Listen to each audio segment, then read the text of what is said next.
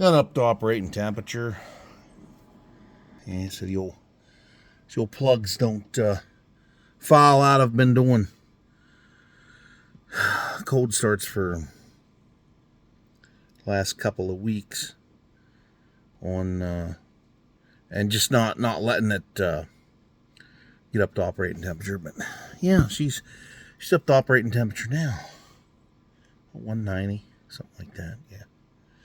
But yeah, that'll do it. That made me feel better because today sucked ass.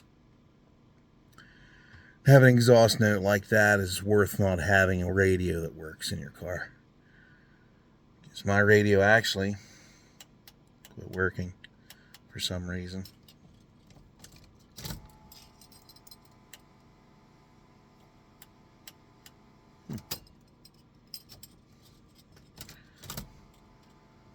Huh.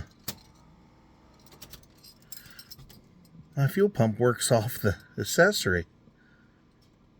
Well, now. Didn't know that. Says you can't learn something new every day. Okay, everybody. That's my after fucking Monday, rotten, worthless fucking Monday cold start. Today was not a good day. Not good at all. So that helps. So everybody, have a good one. I'll see you on the next one.